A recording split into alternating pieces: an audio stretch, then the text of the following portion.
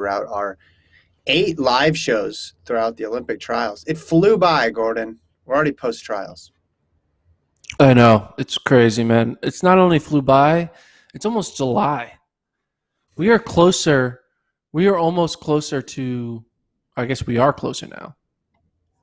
Maybe, I don't know. Closer to 2022 than we are to 2020. Isn't that crazy? It's almost Also, July. fun fact, Gordon's closer to being asleep than awake. That is true. This is a challenge. Right? Oh, yeah. You know, we may need to think about changing our start time. If you're in the chat, tell us if you think 9 a.m. Central, 7 a.m. West Coast, 10 a.m. East Coast is too damn early. Let us know if we should go a little later. They're asleep in the chat, too.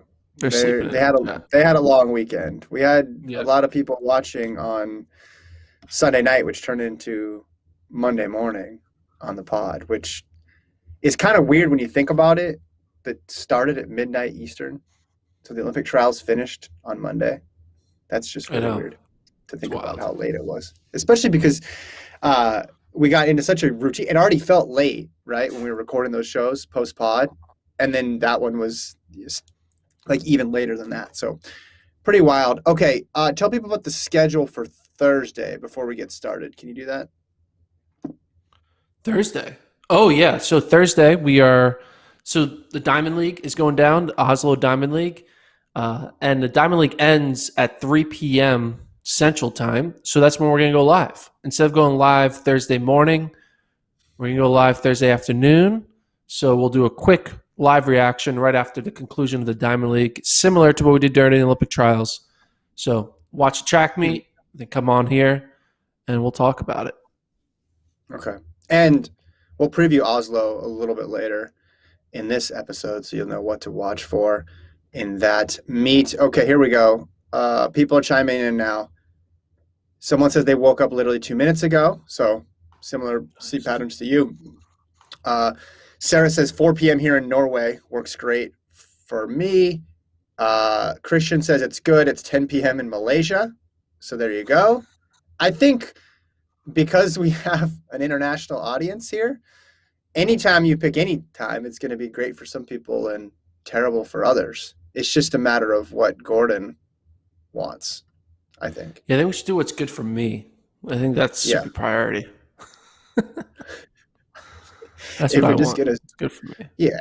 I mean, I just think when you have a multiple time zones, everybody's work schedule scrambled now, even more so than it was pre-pandemic. Some people are still working from home, some people back in the office.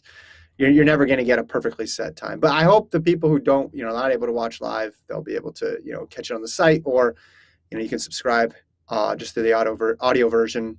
Audio version has been tough lately because Gordon will be like, hold on, let me see the spreadsheet. All right, let me pull it up. All right, now as you can see in cell D9 right here, you can all see it. And then people, they have their AirPods on, they're out for a run or something. They're like, no, Gordon, I can't see it.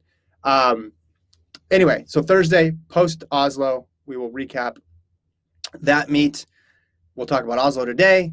We'll talk about Continental Tour today. We'll talk about the Jamaican trials, the much-anticipated Jamaican trials recap. We had a lot of Jamaican friends in the chat over the Olympic trials, so we'll talk about that.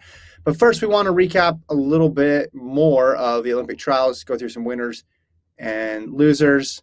I actually want to start with something you brought up, Gordon. Can we start with one of your takes here? Go for it.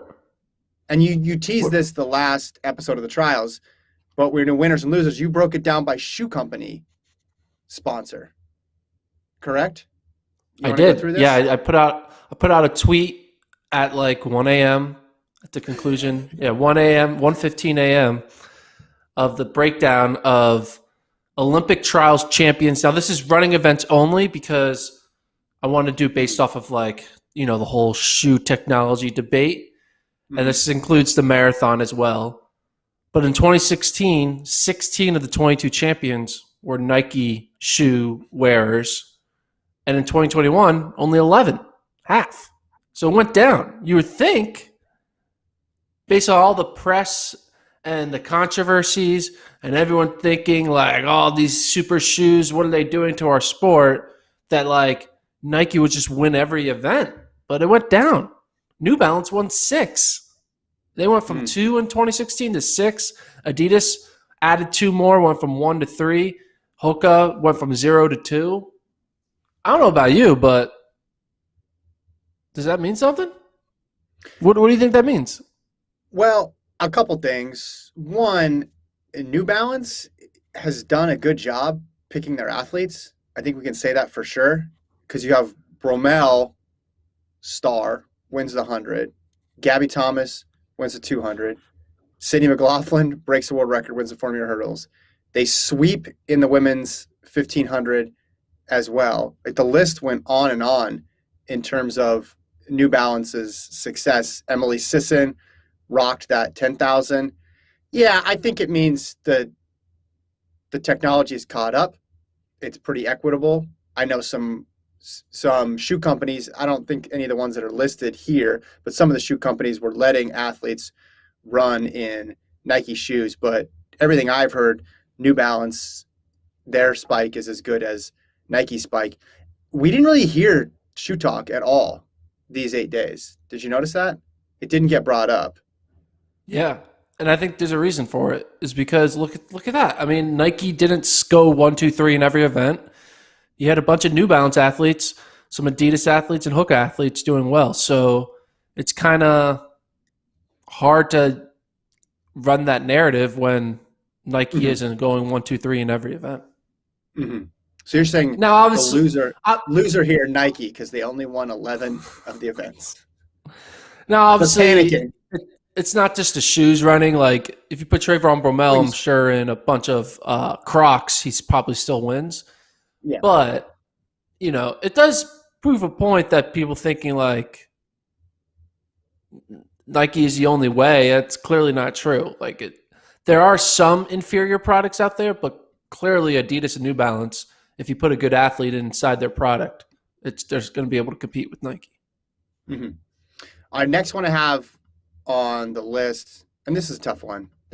But if you look at the entire landscape of American athletes going into trials, and you made a list of people who could contend for medals in Tokyo, and then you make another list of people who were gold medal favorites in Tokyo, you'd say pretty much everybody got through on the potential medalist front. And amongst the gold medal threats, I think only one didn't, and that would be Donovan Brazier. Now, we saw afterwards, he was in a walking boot, he was in crutches, clearly was not 100%. But the mantra always for the Olympic trials is third is as good as first. Survive in advance, move on, just figure out a way to get to Tokyo and then figure it out later. But the person who suffered the most from trials being what they were, I think was Brazier, because the guy comes in, American record holder, hadn't lost to an American in a final since the 2016 trials, big favorite, not just in this meet, but in Tokyo, and is not able to advance. Of course, I think he's going to be back. He was really confident moving forward that he was going to make it, but everybody had him penciled in as being on the team. He was in advertisements being on the team, and for good reason. As I mentioned before, American record holder, blew everybody out in Doha and looked to be on his way to another successful season, and it didn't happen. And can you think of anybody else, Gordon, who was a gold medal candidate who didn't get out of Eugene? Gold medal candidate? I mean, not really. I can't really think of anyone who didn't make it that we put gold. There are people who probably could medal, but yeah, gold. Donovan was the only one that was gold, I think, that didn't make it. Mm-hmm. Like, you could argue, like, a Justin Gatlin could have found a way to medal in a final because of his experience. You could argue someone in like the 400 might have been able to medal that didn't make it through. Mm-hmm. But overall, yeah, all the gold favorites are going, which is good. That's what you want, right? We talk about, is it affair. You want to make sure your gold medalists are going representing, and we got everyone except for one. So that's a good thing at least. Yeah, and credit again to Brazier afterwards, answered all the questions, took the responsibility, said if you're at that level, you got to figure out a way to get it done. And I wasn't good enough, but I know I'm going to be back, and I'm sure he's as hard on himself as anybody else would be. There's a bunch of people, okay, I had that person maybe even winning trials or getting third, but nobody was in the position that Brazier was going into Tokyo. And if you hadn't had a chance to check out his interview, you should watch it. I think it's a pretty good look into his mindset after such a disappointing performance. And again, give a bunch of credit to him just for opening up about what was going on with him. And it wasn't until afterwards when we saw on Craig Engel's Instagram posts of Brazier with the crutches and the walking boot. So clearly there was an injury there. Just unfortunate timing for him in his build-up to the Olympics. But he doesn't have to wait long. There's another major championship next year. All right. Do you want to talk about either positive or negative, winner or loser here next? Or do you want me to keep going? You keep going. I do have some breaking news, but you can keep going. Okay, is this real breaking news? It is, but you don't like it when I zigzag out of our run a show, so I'll save it for the end.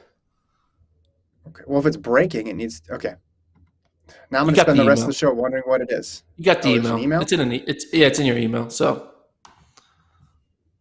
Which email? There's no. Your main email. Yeah. It's not really that breaking. It's just it's subtle. It's not that big. Okay. Anyway, we'll talk about, we'll tease it to the end. Winners. Another winner. Here we go. I put these in one bucket here. Winners. The doublers. I'm talking about Javon Harrison, swept the high jump and the long jump. I'm talking about Woody Kincaid, who made it in the 5 and the 10. I'm talking about Grant Fisher, who made it in the 5 and the 10. I'm talking about Kershaw Schweizer, who made it in the 5 and the 10. We didn't have anybody make it in the team in the 100 and the 200 on the men's and women's sides, which was interesting. But those 4 made it in both events. Most impressive of that group, I'd say Javon Harrison did them both on the same day and did a double that most people have never done before. In fact, you have to go back to 1912 and Jim Thorpe before another American won the high jump and the long jump in the same day. Also, he won them both, whereas Fisher, Kincaid, and Schweizer didn't sweep both of them. And you look at the performances from Javon Harrison, brings out his best long jump of his life in that competition, goes 8:47. He's got a chance, Gordon, to do something special in Tokyo. This is not just a U.S. story. This is going to become a world story pretty soon.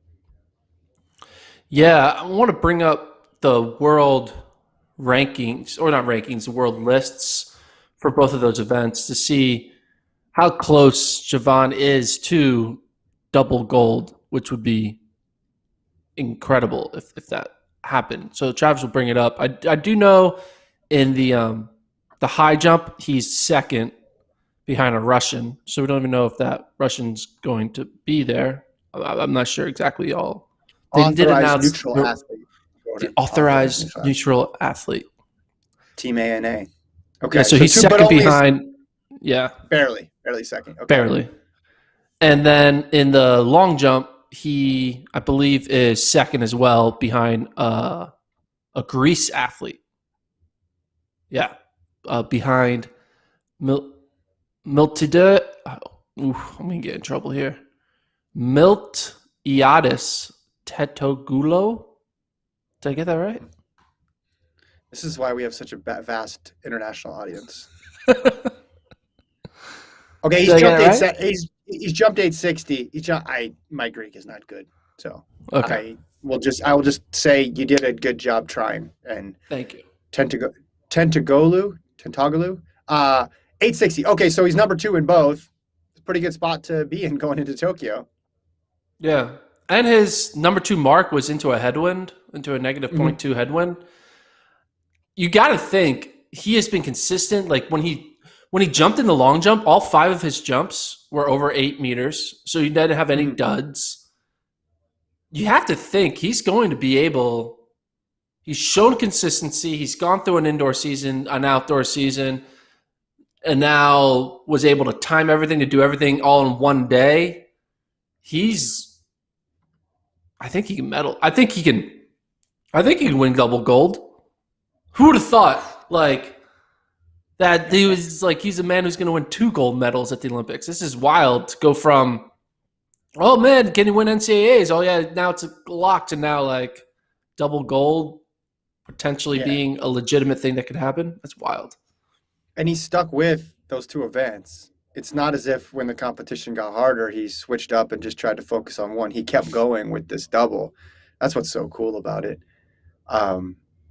Just a sensational performance for him in Eugene, and hope he can keep it going. He's just got to hold the momentum now for another month or so to get it to Tokyo. On those distance doubles, we've talked about Kincaid and Fisher and Schweizer and the decision they face on whether or not they're going to actually compete in both. I think that they will end up running in both. I think the revelation for Kincaid was just his kick. I think Schweizer, we knew who she was. We knew how good she was. It's just a matter of doing it in a championship setting. And with Fisher, it's just the consistency and being right there in the mix in both races. Very similar to how he ran in college. Didn't always win in college, but he was always up there in the top 3 and contending at the line. And he's transferred that now to the professional style of racing. Speaking of his college, I want to bring up, I'm going to send this to Travis. Travis, I want you to go to flash results, the 2016 Ncaa Outdoor Championships. I'm going to text message it to you so we can bring it up for people on the YouTube audience. This was Woody Kincaid's final Ncaa championship. He was like a 5th-year senior, I believe. And he finished 9th in the 5K final. Now, on paper, when we look at a 5K final, like, all right, he's 9th. I really don't see a path to go from 9th to now like the best kicker in the U.S. And he did lose to legitimate people. You know, Cheserek, McGorty, Tiernan was in there. Fisher, McDonald were there. He did beat a 1250 guy. Yeah, yeah, but he beat the sophomore 1250 guy who wasn't good yet, and Justin Knight. But if you look at this list, he just looks like he doesn't look like he's in the same category as McGorty and Cheserek, or even the Fisher and McDonald, the 2 freshmen, because he just got beat pretty handedly. But if you scroll up and click on splits, I found this fascinating. Click on the word final, Travis. Yeah. And go look at the last 400.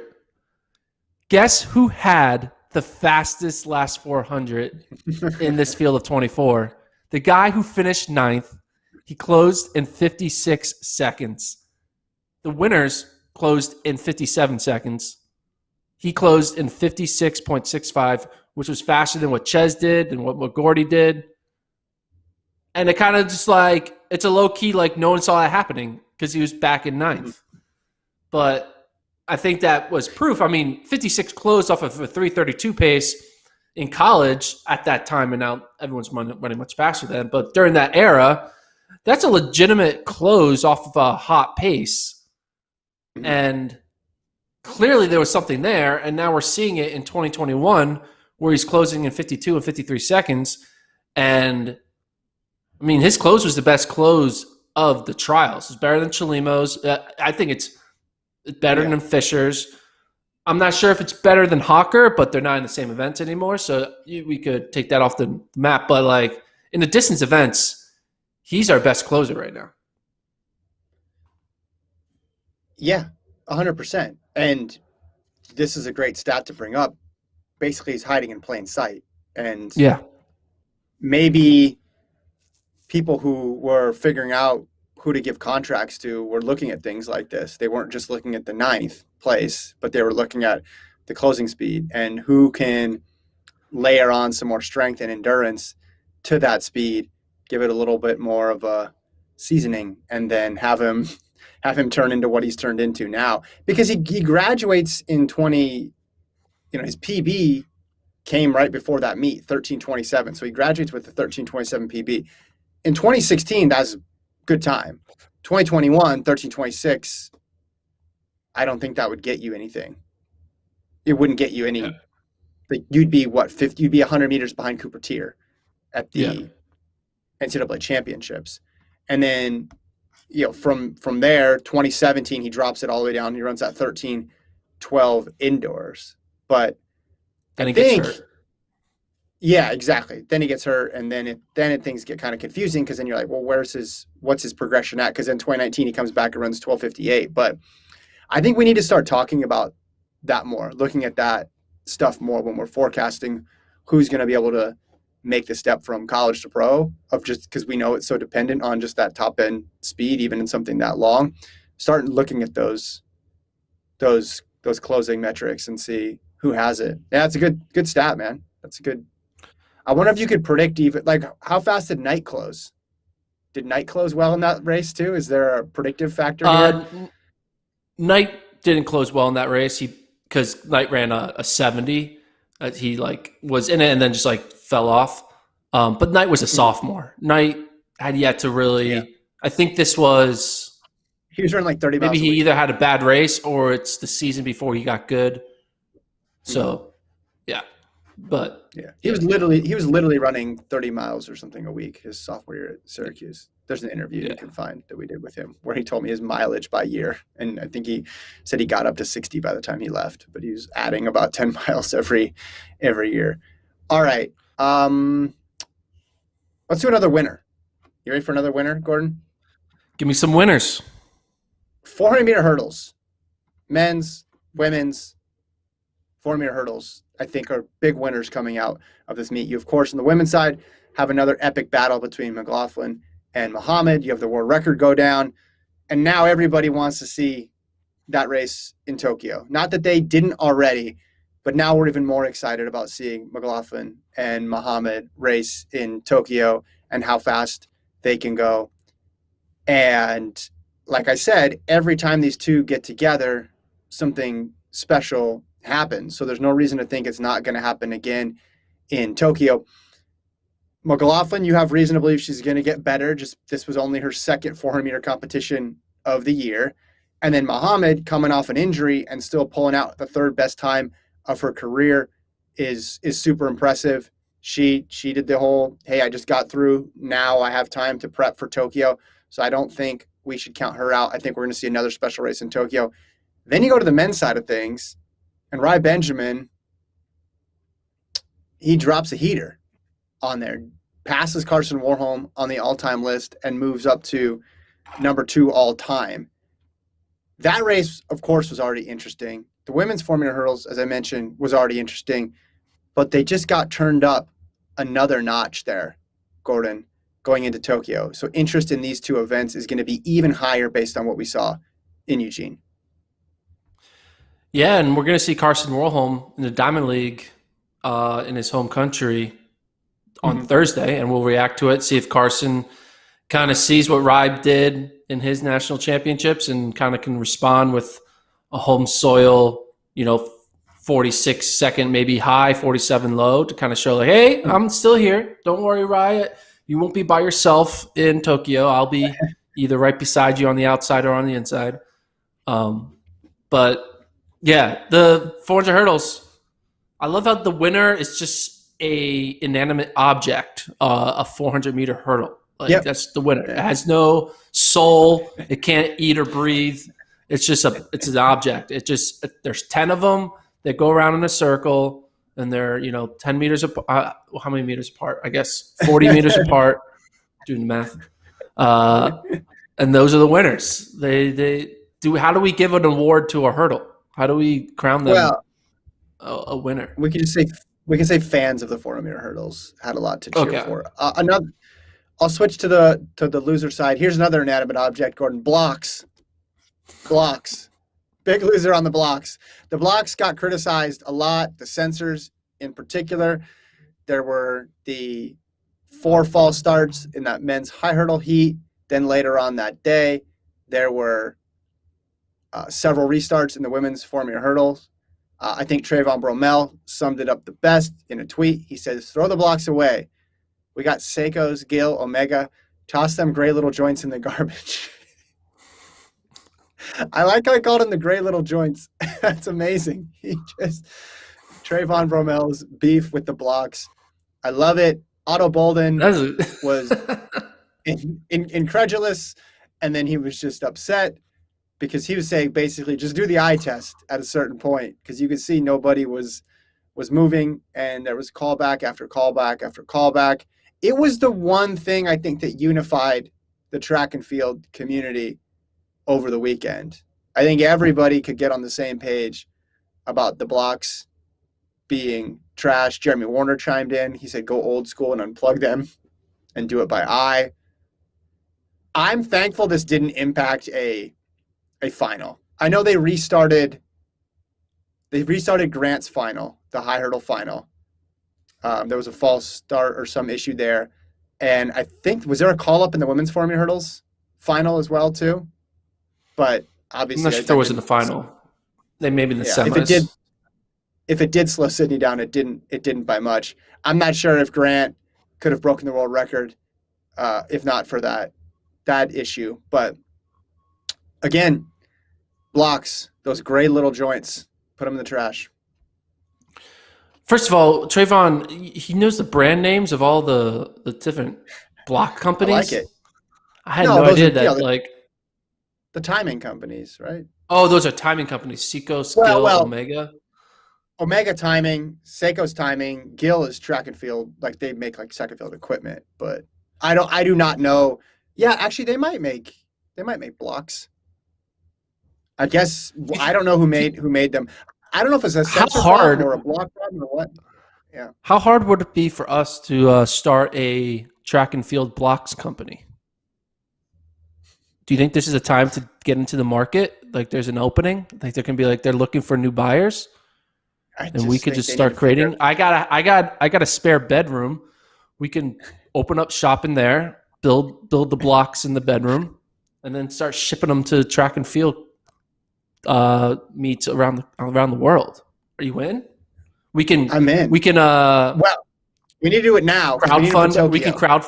We can crowdfund it with the podcast, right? We get people to donate, and then you get your own custom FloTrack podcast block that you can stand in while you listen to the pod. Be perfect. In the chat, they're saying there wasn't a call up in the final of the 4-meter hurdles, but millions in the prelim. There was a call up, I remember, in the final of the high hurdles, because I remember thinking, ooh, that's going to be tough for Holly. He's already run 1281 in the semi, and now he's going to have to do a second start. Did we ever get an explanation of what was going on? Like, was it just a technology error or a sensor that was malfunctioning? Like, do we know exactly what was happening? I think we're assuming it was a sensor issue because it was reading that people were moving. Like it was giving a negative reaction time to people. They were showing the reaction time during that high hurdle festival of fall starts. And it was showing negative as if, they released enough pressure, but then you watched them and they didn't really move. So it was basically saying people were getting off the blocks before they were. I think. But again, like I'm sure the starters have discretion there too in it. And that's where people were starting to complain, like, hey, the starter needs to step in and just let him go. Because once you get past 2, it's changing the dynamic of the race, I think, at that point. Do you think instead of using sensors on the blocks, they should do like motion video sensors, like along the start line to see if they their body moves forward? I don't know, and combine it, because your eye is more likely a visual is more likely to see a movement than a pressure sensor feels a movement. Like pressure sensors can get malfunction, but a visual, if you see the foot move, it's actually moving versus the pressure of the foot. I don't know. See, and remember the first 4 days before people really turned on the blocks, there was the Aaliyah Hobbs DQ. Yeah. And then she got reinstated. I wonder if that happened in the last 4 days after the Fall Start Festival, if they would have been more forgiving and let her run the semis and didn't DQ her and then reinstate her later, because that was the case too, where she barely moved, and well, her in the feet didn't one, the leave big, blocks. in the big one of the semis of the 110 hurdles, like it was like a 4 false starts, and then the fourth one they DQ'd the Washington State athlete. He actually advanced. Yeah. They let him run in the next round. Yeah. I looked at it, I was like, they're basically like, our stuff's junk. Our stuff is junk. Our technology's crap. We don't really mean it. Yeah. He protested and got into the next round, which might be a strategy. Maybe the way to get in is to like screw up your blocks, like sabotage your own blocks, just stay still the entire time, make them keep calling false starts until they DQ you, so you never have to run. Mm-hmm. And then you just auto advance on protest because you know that they're gonna blame the blocks and not you. And then that's how you get through the rounds. And now that there's an extra lane, you know there's that spot they give you. And then all of a sudden you're in the final, and then you just like let it rip and beat Grant Holloway and go to the Olympics. There you go. It's as easy as that. How to make the Olympics.com. Yeah. On the protest form, I hope the athletes just put Trayvon Bromel's tweet under explanation for what happened. Just a copy and paste of his tweet. All right, let's keep it moving. Another winner. I'll do one more winner and one more loser, and then we'll move on to talk about the Jamaican trials. The youth, Gordon. The youth. Arian Knighton, 17. Athing Mu, Cole Hawker. Those three on the last day. But there were amazing performances by young athletes throughout the championships. But we had questions coming in, especially the ones who competed in the NCAA. How would they respond, especially if they went indoor to outdoor? Would they be out of gas by the time the championships came? And I was just impressed with these three because they did not back down at all. With 100 meters to go, Cole Hawker had to know he was in top 3 position. But he didn't care. He wanted to win. And that was remarkable. Arian Knighton, right, after the semi, breaks Usain Bolt's record, but then beats it again, beats his record now, beats his own record in the final. And he's going toe-to-toe with Noah Lyles in that 200, and Kenny Bednarik and Fred Curley, a lot of experience there on that start line. And then you have Athing Mu, who had every reason in the world to be confident, and she should have been confident, but still the way she ran, she dictated the entire race and ran away from everybody in the last 200. And you can say, oh, wow, yeah, she negative split at 157 earlier in the year. She's run 49 mid in the quarter. She's just better than everybody. But it's hard at that stage to do it. And she's running big meets before, but this was the most pressure-packed by far. And I just am fascinated by these young athletes who had every reason to settle for like top or run conservatively and just get top 3, but they went for it. All of them went for it, which probably shows you why they're in that position in the first place, because they have that mentality. I got a 3-part question for you on these 3 athletes. Part 1 of the question. Of the 3, who do you think will have the highest finish at the Tokyo Olympics? Athing Mu. I agree with you. I think, 156.07, you're going to have the highest finish. So that was the easy question. That was like filling in your name on your SATs. Now we're going to get to the hard stuff. Question number 2, who will have the highest finish internationally, aka provided they qualify for the Olympics in 2024? In 2024, who will? I mean, I'll stick with Athing Mu. I know it's a boring answer, but I'm just going to stick with her. Yeah? So you don't think Knighton will be able to go into the 19.5 range, 19.6 range and be... No? He could, but Athing Mu if she's finishing first, is there a place higher than first that I don't know about? No, but other people could come up. You don't know. Okay, Sure. okay. So it's Right 2024. now, So it's still a right now thing, I'm Mo. thinking Mo. Yeah, I'm thinking Mo. Okay. Okay. Who? Are you going to go Last 4 more question. Last years? question. No, no, no, not 4 more years. Who will be the first? Who? How many of them? This is a Okay. fill in the bulk. This is a multiple choice answer question. Mhm. Who will break the American record? 0, 1, 2, 3. I'll go one. I'll go one Anything, minute. Mo? Yes. You can see a Yeah, trend here developing. I that mean, is a good trend. it's definitely possible for both of them, but Thing Mo's what, a half second from it. She's the world leader. So if you're asking who's in position to get a medal right now, it's her. Who's in a position to get a medal in a couple of years, it's her. Who's in a position to run an American record, it's her. It's the easiest answer. Again, I'm not discounting either of the other two because they're great, but a Thing Mo is um, better right now Yeah, relative to the rest of the world. Yeah, not I that's not guess a it was controversial statement. Yeah, no, you're playing cards right. I do want to talk a little bit before we go on to the next topic about Cole Hawker. I did another analytical tweet analysis last night. I really wanted to figure out, is Cole Hawker going to the Olympics? I'm pretty confident he is, but there are two notable 1500s that remain, and they're happening soon. They probably are happening within a few hours. Canada one will there's one in Switzerland and one in Canada, so the Canada one will probably happen later tonight. Switzerland one will probably happen in a few hours because time difference. But all the athletes running in this are athletes who are either on the bubble or right behind Cole Hawker in the rankings. Cole Hawker basically needs to be leapfrogged by 7 athletes. There are 2 athletes in the Switzerland race who probably will leapfrog him because they don't need to run fast. It's a B level meet. They just need to run like 3:38, and they would leapfrog Cole Hawker in the rankings. But everyone else, in order to leapfrog Cole Hawker, they would actually have to run the standard.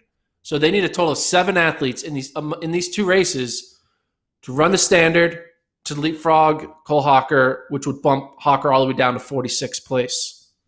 The odds of that happening, they're not 0, but it's also not like 50%. It's going to be hard for all 7 athletes to get 335. But it did get me thinking. Should Craig Engels be hopping onto an international flight to Switzerland to be the best rabbit a man has ever seen in the Switzerland 1500 to make sure they all break 335? Yeah, I was going to say you didn't put those start lists up there again. It does not include the rabbit. It would be cool if it was Craig Engels in disguise. I mean, he already has a mustache, but he fake glasses. It's just like we have a late entrant into this. So basically, what you're saying, let's see, there's one person in that first race who's run under 335, and one person in the second race. So yeah. So it would I take did a analysis. momentous. Yes, he should. He should be on the plane. To answer your question, 100%. Yeah, yeah. There's a good chance that you could argue like that 4 of these guys could do it. 2 of them are going to get it because they don't need to run fast. A third on the Switzerland race could get it. You could see it happening, and then I could see Charles Filbert Thibodeau. Is that Thibodeau? Did I say his last name right? I don't know if I did. CPT. He has a 334 PB, so you can see him doing it. So I could get to 4. Yeah. I just know if I could get to 7, because that's what it would take for him to be knocked out. Which is why when we tweeted the other night, I used the phrase extremely likely. I didn't use the word guarantee because I knew this race was happening, and there is an extremely unlikely situation where all 7 get the standard. So I had to go. This is an extremely likely situation that he qualifies. It would be a turn of events, to say the least, because then we'd go back and we'd watch the trials race again, and we'd be like, man, if Hawker, when did he do the shush? Because maybe if he leaned, instead of the shush. He could have gotten a little extra time. We dissect all of his races to see if he could have got those extra a couple tenths. And then you'd need to apologize too. You'd need to say, hey, I told you you'd be able to do it with a 3:35. Turns out I was wrong, because in these European meets, 9 people ran out of their mind and pushed you out of the world rankings. But yeah, we'd have to analyze the shush and see how far from the finish line he actually was into the act of shushing to see if it cost him time. All right, something to keep an eye on there, Gordon. I mean, again, I could see a situation where maybe USATF tries to protest and be like, hey, come on, he won our championship. We have like 6 guys with the standard. So we're going to give you 3. You're going to give us 3 spots, and we want to give this to him. He has run 3:35 low like 4 times. He's run a 3:50 mile. He beat the Olympic defending champion. Let him in the meet, and maybe they be like, all right, we'll let you in. That maybe they go crazy. That'd be a terrible precedent. What do you mean? Why would that be okay? Or maybe or not? USATF says maybe USATF wants Cole Hocker in the meet so bad they decide to ban everyone else and let Cole Hocker be the one person who gets to go in the universality place, and just Cole Hocker gets to represent Team USA because they really wanted him in. They don't get a universality place because they have other people from other. Oh, you mean the entire track team stays home? Everyone stays home on the track team, and then just Cole gets to go. Well, this was back in the day. If you had A and B standards from back in the day, you could just send him with the B, and then you could keep everybody else home. I don't think they should do that. I don't think they should change the rules for one person, but I still think it's extremely likely because 7 people need to run really fast in these 2 meets. But hey, super shoes. Maybe with angles rabbiting, who knows? Anything is possible. Again, it would be a crazy turn of events there after that race. And you know who'd be justified? Lee Diffie, who yelled right after the race, "There's an asterisk!" on the NBC broadcast. He'd be like, I told you not to trust your eyes. I was hoping Kara Goucher would be like, hey, according to sources, his ranking is good, and that source being FloTrack. Because I worked hard to figure. I don't think anyone else is doing the math. I was updating other people's world ranking because we don't know everyone else's world ranking because they update it today. But I was figuring it out, looking up results from different national championships. You should have sent it to her. You've worked together. You guys broadcast. Well, we tweeted out. We follow. Just maybe send it on Twitter. Send it to her. Say, hey, Kara, I know you're on the broadcast tonight. This is the situation for Cole Hocker. Do not use the word asterisk under any circumstance. Do not say that. Don't have anybody in the booth say the word asterisk. Here we go. Last one. This is another one it's a group of people on this one. Losers.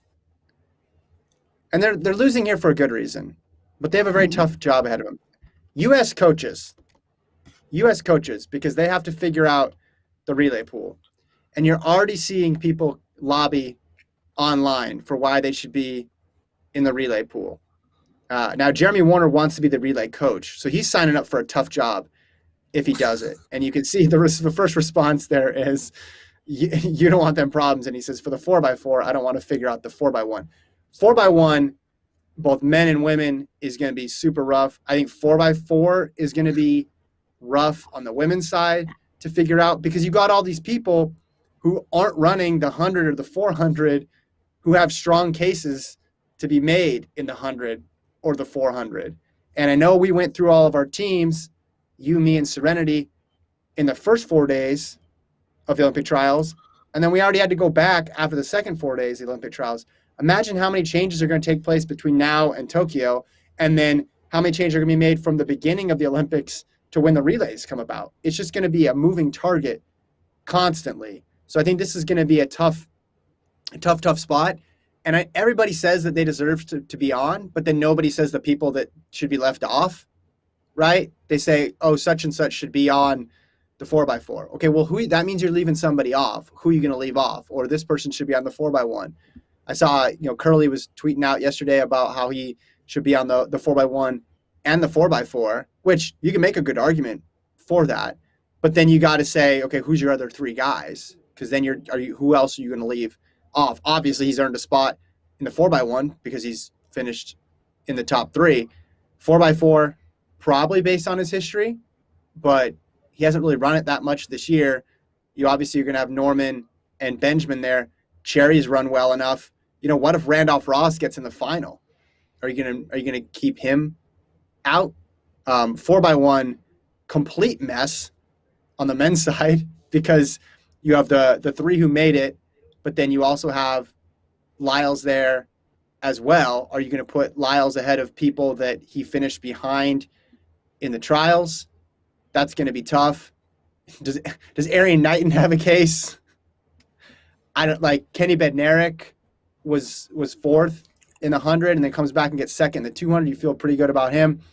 Would you want this job, Gordon? Oh, I do want this job, and I have a way to conduct this job. I have a system, and this is what we need to do. You ready for what we need to do?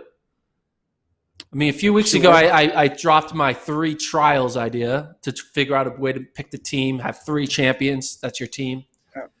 What we need is we need a relay trials, and not the type of relay trials that I came up with a few years ago where you kind of run a relay team and the relay team qualifies. But there is a strong chance in the next month, everyone is probably going to run again, right? People are going to want to do at least another race before the Olympics. Yeah. It's not everyone's just going to go into hibernation for 30 days.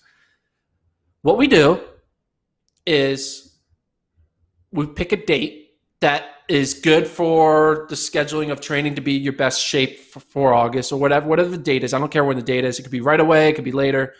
And we have a 100-meter race and a 400-meter race with everyone who wants to be on the relay, right? The only people who are guaranteed on the relay were the people who finished top 2 at USA's. So it would be who finished behind Bromell in 100? Baker. Can't believe. Baker. Yeah, right. So Bromell and Baker are on the team. You have the top 2 400-meter runners, whatever, who finished 1-2 in the 400. Norman and Cherry, same thing regardless, right? So those people are locked. And then you have a race for who gets to be the 3rd and 4th leg. Now, I would argue hold on maybe a second, it shouldn't though. be top 2. Actually, I'm changing my mind. Yeah, I'm you are the idea already. Because I know, because it goes against your take yeah, here. I'm changing it. Yeah, I'm changing my mind. The winner of the trials is guaranteed. So Trayvon is on the team. Michael Norman, Quinera Hayes, and Sha'Carri Richardson. So those are the people who are locked. And then we have this relays trials for who the other 3 are.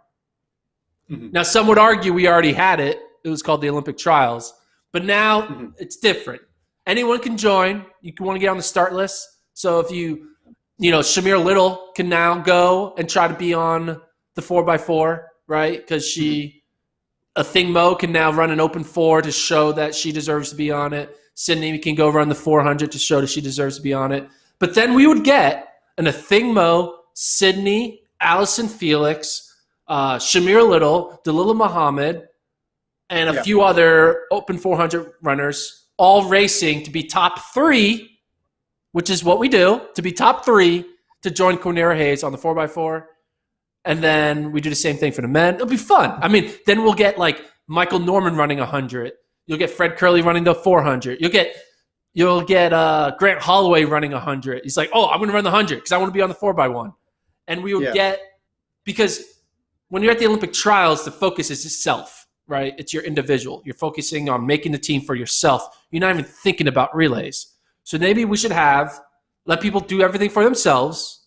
So now you're going to Olympics. But now we have that relay champs where you get to focus, where Michael Norman could run 100 to be on the 4x1 or whatever. Mm-hmm. And then that's how we pick an awesome team. this is not that bad of an idea, especially Yes. compared to your 3 trials ideas, because I like the transparency. I like the meritocracy. I think you're right that it's difficult to be like, well, you already had the trials, but it's those for 100 and 400 meter runners. Yeah. That wasn't really fair to a 400 meter hurdler to get in. And then now we're going to try to start comparing apples to oranges. So you could say, okay, of course, someone like a Thing Mo deserves to be on the team, but there's other cases that are a bit more gray, and there's other people who are going to make their case. The thing that's difficult about it, so in a perfect world, you'd say you do this event, right? And then you'd list everybody.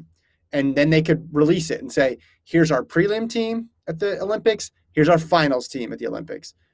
But someone's going to get hurt, right? Someone's going to have to scratch. Yeah. In the 4x1, you got people who are good at starting. You got people who you want to run on the curve. You got people who run on the anchor. So then you get into the inexact science of putting together a team that way. So it's more difficult than just having a list of people and you're going to say, these are my 4 for the prelim and these are my 4 for the final. Or I'm going to keep 2 from the prelim, 2 for the final. It must be, as an athlete, so difficult to try to figure out if you're going to be on this team, especially if you're somebody in that 3 through 6 range at trials and you're running the prelim. Maybe you get bounced in your individual event in the second round. Then you go to your prelim. Hey, I'm running for a spot. I need to run all out, but I got put on this weird leg and we're already ahead. Like it's so difficult to sort out, but I wouldn't be, they're not going to do what you suggest. So let's not get too carried away with it. But I like it. Number one, from a viewing perspective, it'd be awesome to see all those people run. And two, it would calm down some of these questions. We don't need to be on social media debating who should go. If you want to be on the team, show up and run. Otherwise, stop complaining that you got left off. That's why I would like and it. It's like a second chance for a lot of these athletes too, right? It's like someone like Matt Bowling could be like, oh man, what if I go try to run a 400 and split a 43 or something? I don't know. Like you just have these situations and we can make it fun. You can make them when they run the 100 and the 400, they got to run with batons in their hands because they got to simulate what it's like to be on a relay. So you have to have a baton in your hand when you do this. Now I'm out of your idea. Sorry, you lost me. Right no, there. Come on. I mean, that they're not running there individually. They're going to be running with the baton in their hand. So you got to simulate what actually is happening in the relay. Yeah.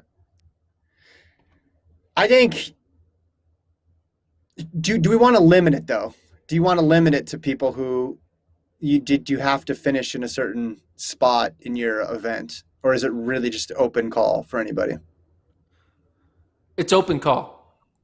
But the thing is that we could have multiple heats and it's a timed final. But the thing is we won't, we're only going to let, it's going to be seeded. So if you're a 9th seed, you're going to have to do it on your own in a slower heat, Mm-hmm. Okay. All right. We'll continue to have this relay conversation for I think a couple weeks now, heading into the Olympics. All right, we only got a few more minutes left. I want to talk about Jamaican trials, Gordon. Shelly-Ann Fraser-Pryce. Oh, I thought this was going to be a running bit. I thought we ran out of time. Sorry. We'll talk about the Jamaican trials another time, and we just keep on pushing it until it's like 2024, and then we're like, oh yeah, let's talk about the Jamaican trials. It could be like our bit, but no, we actually are going to talk about it. Shelly-Ann Fraser-Pryce ran 10:71 and then ran 21:79 in the two. She set a 200-meter PB. So she set a PB in the 100 and 200 this year. Sharika Jackson is running the 100 and 200 now. She was a 400-meter runner.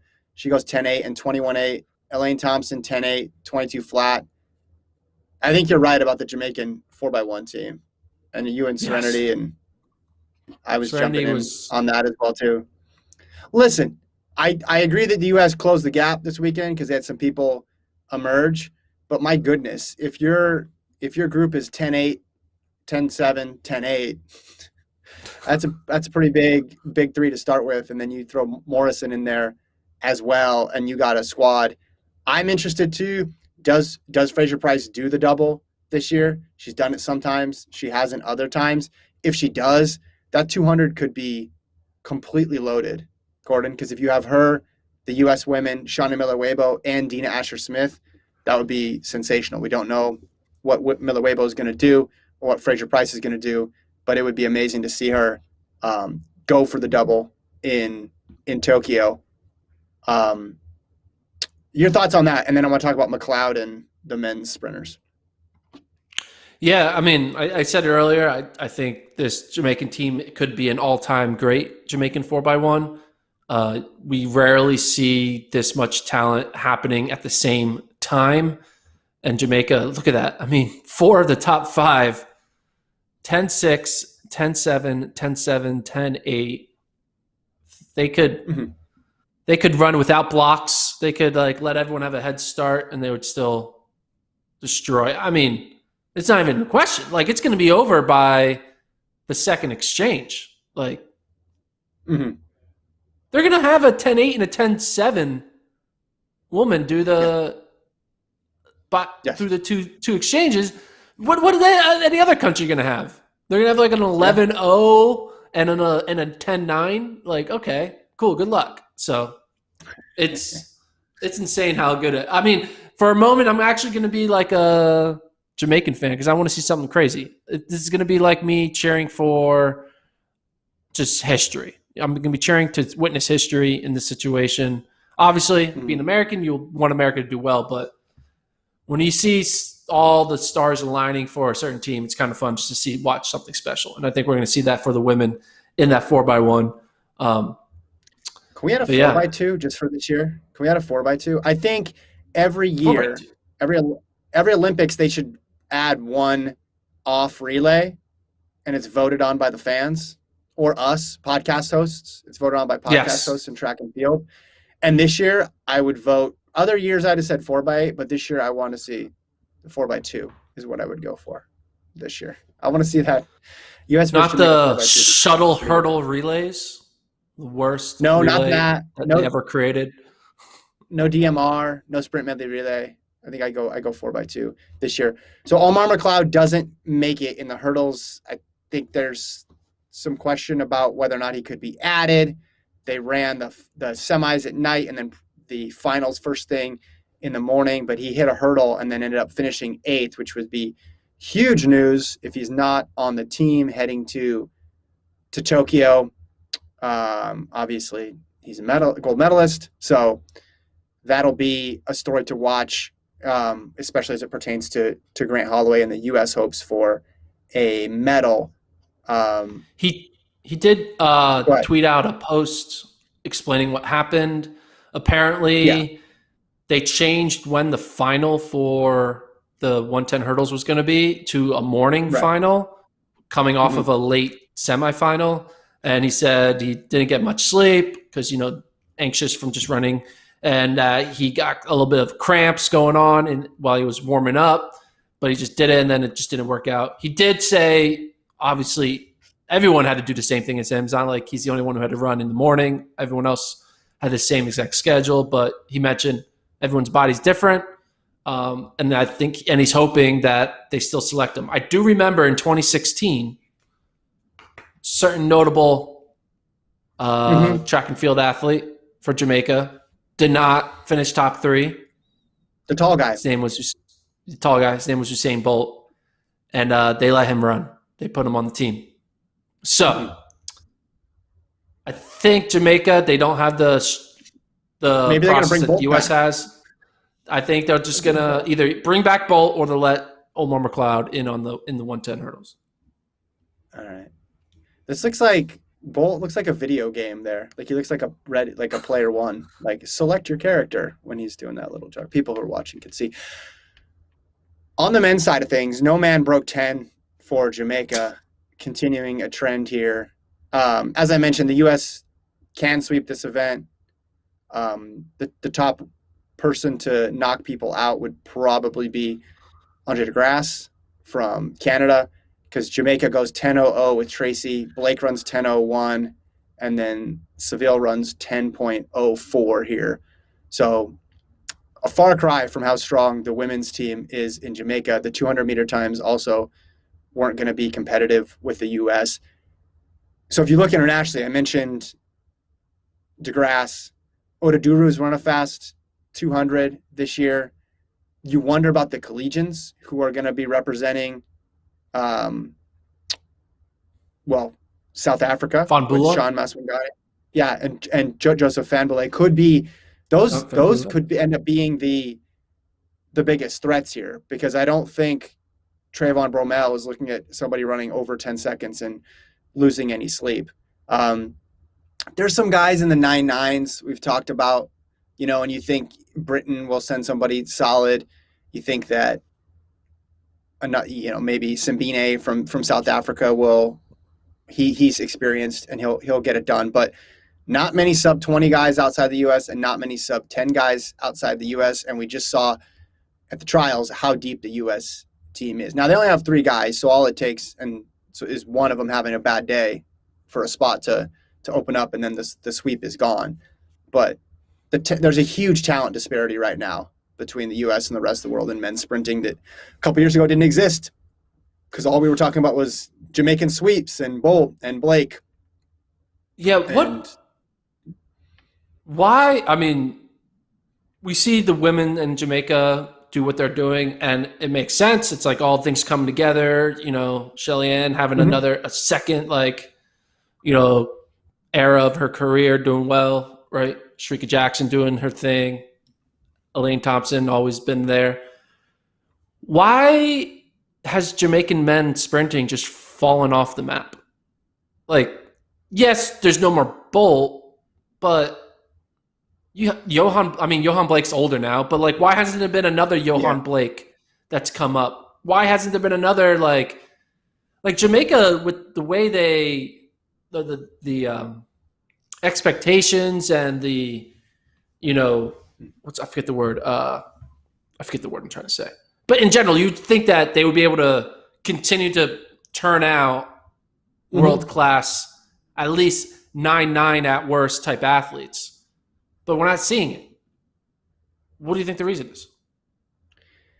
Yeah, I think the drop-off from Bolt was always going to be rough, but it wasn't about another Bolt. It was about, okay, who's the next Nesta Carter, Michael Frater, Warren Weir, those sorts Powell, of right. Yeah, Powell was obviously at the high end of that, but can you just get a 9.8 or person, or a consistent 9.9 low person, or someone who's solidly sub 20s? For a while there, the best Jamaicans were, or at least on the yearly list earlier this year and into last year, it was a lot of Andre Ewers and people in the U.S. collegiate system, which that wasn't what was happening in Bolt's era, obviously, and Powell and those guys. They did not go to the U.S. system for college. They stayed in Jamaica. I don't know. I mean, this is something that's going to probably be talked about quite a bit, and they're going to look into it, because Jamaican champs is still Jamaican champs. They're still going nuts over there for track and field. Yeah. That didn't stop. There has been some criticism of Jamaican champs. I went there in 2014 to see it. It is, if you're a track and field fan and you just want to experience something that you can't experience anywhere else, you got to go to Jamaican champs and just watch a track meet there. It's better than going to the Olympics or a world championship or trials. It is it's just so, what's the word? I mean, it's basically like going to an Alabama football game, but they're watching a high school track meet, and it's just wild. Take Alabama football fans and put them at a track meet, equally as excited for a 14-year-old running, 21 seconds. It's wild. Anyway, but the criticism that some people have of the champs is that they go too hard at a young age, right? Because literally their champs is in some ways bigger than the trials. It's bigger than anything else, because you have these 12 to 19-year-olds who are going to the well really hard for 7 straight years, because this is the pinnacle of their sport. That there might have been some athletes who might have been overtrained at a younger age versus like Americans, where U.S. sprinting in America, they're not going to the well like at the age 14. I mean, we do have some people going all the way through the AAU system, but in general, the amount of it's not the same. I mean, people say that might be a reason is that they're overtraining their youth, but I mean, but here's the thing, it could not. I could also be talking out of my ass too. So there's 2.9 million people in Jamaica. That's it, right? That's the reason. That's a good reason too. Well, I'm saying that's like there's 3 million people there. That's it, right? There's 1% of what we have. Houston and Dallas is 3 million people.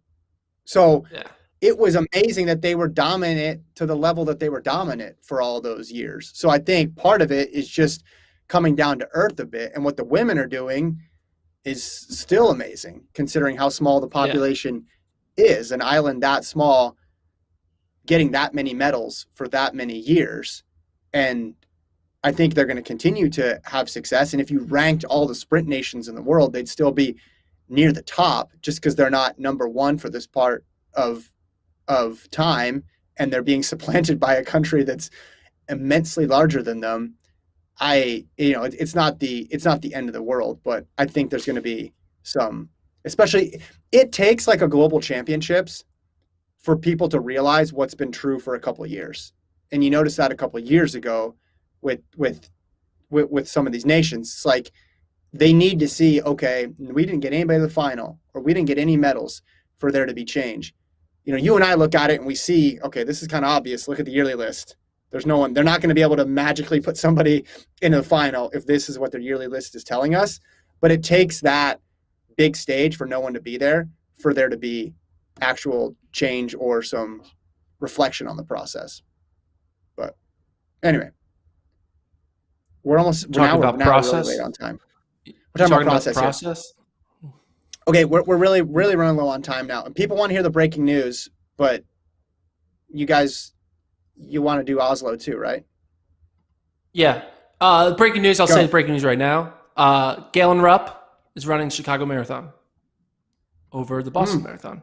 So quick turnaround from the Olympics, right? It's just a few months, but he's running the Chicago Marathon, and Sarah Hall is also running the Chicago Marathon. That was my breaking news. See, I didn't get an email on this. Yeah, I got an email. You said I'd have an email. So it's not that breaking. First of six marathons probably in the fall for Sarah Hall. Yeah. No, that's true. Yeah. Talk about Oslo real quick. Yeah. Well, we're gonna I mean, why don't we just say, what are you looking forward to most? And I'll say what I'm looking forward to most. Warholm in the 400 hurdles. I want to see the response. And he's been able to run fast with no competition before. He's been able to run fast at any time of the year. We saw him do it in a year where there was no global championships. Last year, he had his most consistent season, and he knocked it out of the park time after time after time. I want to see the response to Rai Benjamin. I think he's going to have one. Even if he doesn't run as fast as Rai, I think he's going to put out a time that lets us know that, once again, the world record is going to be gone in Tokyo once they get on the same track. So I'm very excited to see how Warholm reacts to what Benjamin did in Eugene. For me, I'm going to have to go with another local. I'm not sure if he's from Oslo, but he's from Norway. Jakob Ingebrigtsen. He's running the mile. It's always fun seeing them run the mile because it's not an event that's run as often. His PB is 351.3. You have to imagine he can run a sub 350. I mean, world record? Maybe not right now because I think he's trying to peak right now for a world record in the mile with the Olympics coming up in a month. But I do think he is going to start eventually. He's getting close to being like, all right, I'm now not just trying to win. I'm trying to do massive PBs. And the mile, he has a slow PB compared to what he can do in the 1500. So I'm excited to see him probably run a sub 350, maybe get his PB down to like a 348. And then once you're at 348 PB, you're like, hey, okay, I can get closer and closer to that world record, maybe. El Garouche, what's up? How you doing? Keep it moving. You're talking world records now. You heard me say it with Warholm, and you think it's going to spread over to Ingebrigtsen? You think it's going to be in the air in Oslo? Yeah, well, I don't think he's going to break the world record, but I do think he's going to run a time that sets him up for a world record down the road. So he's like, a year away from being a year away. I think this is that year away. Might have been last year, especially if Chariot doesn't run at the Olympics. I think it's going to be Ingebrigtsen to lose. Yeah. Who else do you feel confident about? I mean, he already was really close to Chariot, and those two were well away based on last year. Who else do I feel confident about? I mean, Centro, right? If it's a 3:35 race, I can see Centro finding a way to be in it. But yeah, Ingebrigtsen's going to be the heavy favorite. Heavy favorite. Yeah, I remember Doha, and he did the double there, and obviously he's still young. I think that the 2 years matter, and I think he's better than everybody. Oh, he's 100% better. I think he's better than everybody except Chariot right now. Doesn't mean someone can't upset him on the right day, but I don't think that there's going to be much question about who the favorite will be. You could argue he's better than Chariot right now because Chariot is maybe not 100%. Even if Chariot is there and he's an 80% Chariot, I could see Jacob beating an 80% Chariot. So why not? Yeah, I'm just bummed that this double won't work out. I'm looking at the schedule now for Tokyo because I want to see him in the 15 because the 5 is going to be awesome too with all the players there too. So you want to see him in both races. So we shall see. Okay, anything else? Continental Tour live on FloTrack from Bydgoszcz, and then we got a big one next week from Székesfehérvár in Hungary. That's going to be a big-time competition with Sean Miller-Weibo. Who else is in that race or in that meet, Gordon? You had some names before. Dalila Muhammad is in there. I'm trying to find your text here. Oh, here we go. Grant Holloway, DeGrasse, Norman, Jackson, Jasmine Camacho Quinn, Christina Clemens, Okabare, Jacob Kiplimo, Devin Allen, Gatlin, Kenny Harrison, Shamir Little, Elliot Giles, Idris, and the list goes on and on and on. Jonathan, Shippers, Murphy. That'll be a good one. Yes, it will. I'm excited. We'll recap the meet that's live tomorrow on the Continental Tour, and then we also will live recap the Diamond League Oslo on Thursday afternoon. So tune in. So what time? Is that 3 p.m.? I got my sword. I got my Viking sword that most likely. 3 p.m. Central? Tell the people 3 p.m. Central. It starts at 3 p.m. Central Thursday. Got it. We'll see Warholm probably wearing some Viking helmet with a sword or something. So I found this in my car. Okay. This is a prop This is a prop from an early FloTrack video. If someone can find the video where this prop is used, I'll be very impressed. They won't, but if you can find a video, I'll give you one hint. It is a Run Junkie video. So good luck finding that. Remember Run Junkie? What are you going to send? What do they get? What do they get if they get it right? Maybe I'll mail them the prop. Maybe I'll mail them this. Autographed Ben Simmons jersey? Yeah, autographed Ben Simmons jersey. Autographed Ben Simmons Portland Blazers jersey. By Gordon Mack. Gordon is going to sign that's the plan. Blazers. By Gordon, right. Yeah. 3 p.m. Central on Thursday. Come check it out. Thanks, everybody, for tuning in live on FloTrack. Thanks, everybody, for downloading on Apple Podcasts, Spotify, Stitcher, wherever you download your podcast. Thanks to Alon. Thanks to Travis. Thanks to Colt, and thanks to Travis. Alon will help us next time. See you guys.